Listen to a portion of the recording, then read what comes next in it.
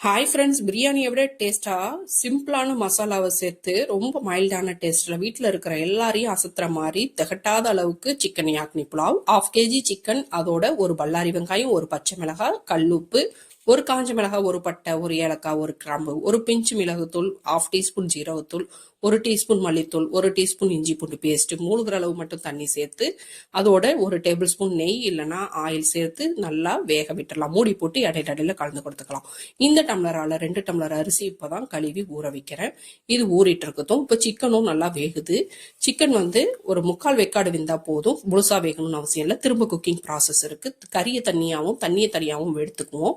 நம்ம 2 டம்ளர் அரிசிக்கு 3 டம்ளர் தண்ணி சேர்க்கணும். இந்த கறி வேக வச்ச தண்ணியோட 3 டம்ளர் வர மாதிரி அட்ஜஸ்ட் பண்ணி திரும்ப கொதிக்க விட்டுறலாம்.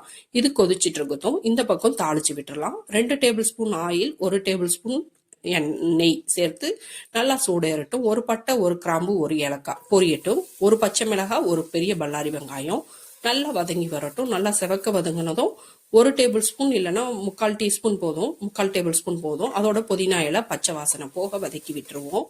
நல்லா வதங்கட்டும். அதோட ஒரு டீஸ்பூன் அளவுக்கு பட்டை, கிராம்பு, ஏலக்காய் பவுடர், 1 டீஸ்பூன் அளவுக்கு மல்லித்தூள். இது ரெண்டுமே நம்ம புலாவுக்கு சேர்க்க மாட்டோம். ஆனா இது சிக்கன் யாக்னி புலாவுங்கிறதுனால சேர்க்கிறோம்.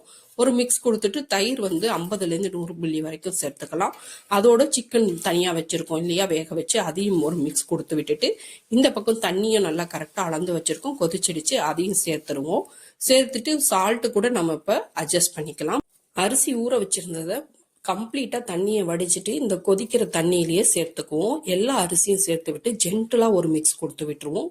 மூடி போட்டு ஒரு 5 நிமிஷம் கொதிக்க விடுவோம். 5 நிமிஷம் ஆனதும் மூடியை திறந்து புளிப்பை அட்ஜஸ்ட் பண்றதுக்காக நான் 1/2 லெமன் மட்டும் சேர்த்துக்கிறேன். உங்களுக்கு எவ்வளவு நீட் இருக்குதோ அதுக்கு தகுந்தா போல லெமன் ஜூஸை ஆட் பண்ணிக்கோங்க. லெமன் ஜூஸை பிழிஞ்சு விட்டுட்டு ஒரே ஒரு மிக்ஸ் கொடுத்துட்டு மூடி போட்டு லோ ஃபயர்ல 10 நிமிஷம் குக் பண்ணுவோம். 10 நிமிஷம் ஆனதும் ஓப்பன் பண்ணிட்டு கீழே இருக்கிற சாதம் மேல இருக்கிற சாதம் கீழே வர மாதிரி அட்ஜஸ்ட் பண்ணி விட்டு திரும்பவும் மூடி போட்டு 10 நிமிஷம் லோ ஃபயர்ல குக் பண்ணிட்டு 15 நிமிஷம் ஆஃப் பண்ணிட்டு அப்படியே ரெஸ்ட்ல விட்டுட்டு தம்மை உடைச்சா லாங்கா மணக்க அவ்வளோ அருமையா ரெடி ஆயிடுச்சு. ட்ரை பண்ணி பாருங்க. லைக் பண்ணுங்க, சப்ஸ்கிரைப் பண்ணுங்க. தேங்க்யூ.